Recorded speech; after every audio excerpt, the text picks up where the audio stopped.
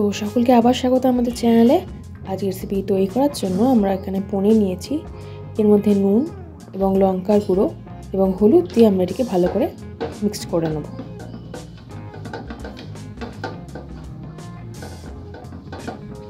এরপর কড়াইয়ের মধ্যে আমরা তেল গরম করব এবং আমাদের পনির পিসগুলিকে এক এক করে ভেজে নেব।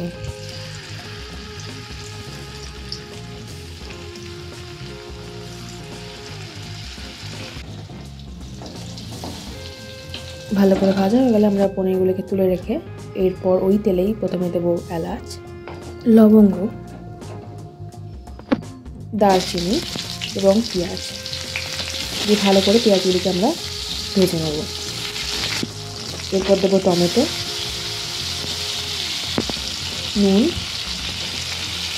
কাশ্মীরি লাল লঙ্কার গুঁড়ো, কাঁচা লঙ্কা, কাজু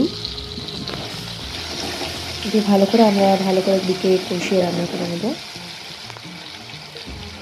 এরপর আমরা দেবো এর মধ্যে জল দিয়ে আবার আমরা ভালো করে দিকে কষিয়ে রান্না করে নেব।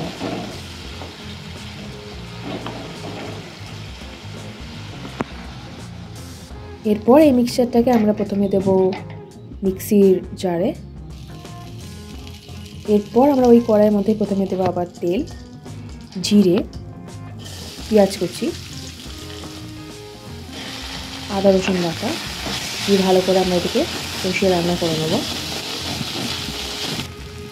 কাশ্মীরি লাল লঙ্কার গুঁড়ো, হলুদ, ধনে গুঁড়ো, নুন, চিনি দিয়ে ভালো করে আবার এই মশলাটিকে আমরা কষিয়ে নেব।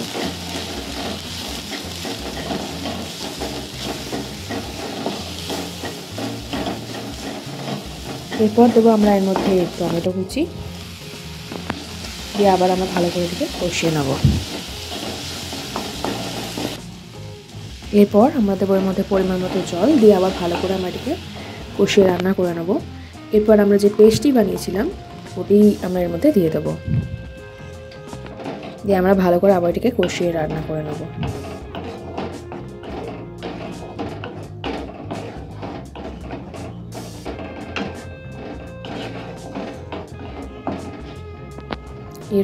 এরপর আমরা এর মধ্যে দেবো কাসুরি মেথি এবং আমাদের পনিরের পিসগুলো আমরা দিয়ে ভালো করে এটিকে রান্না করে নেব।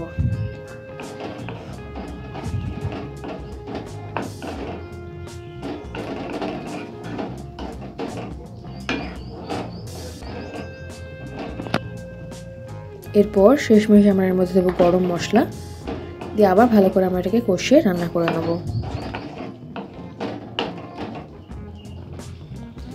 এরপর শেষে আমরা এর মধ্যে দেব ক্যাপসিকাম এবং বাটার দিয়ে আবার ভালো করে আমরা এটিকে রান্না করে নেব।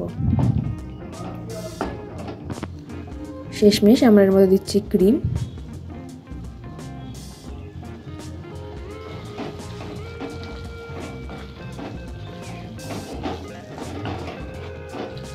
তো দেখতেই পাচ্ছি কতটা সুস্বাদু দেখতে লাগছে। শেষমেশ আমরা এর মধ্যে দিয়ে দিলাম ধনে পাতা। তো বাড়িতে আজকের রেসিপিটি অবশ্যই ট্রাই করবেন। লুচি, পরোটা, রুটির সাথে অবশ্যই খুব দারুণ লাগবে। তো দেখা হচ্ছে পরের ভিডিওতে।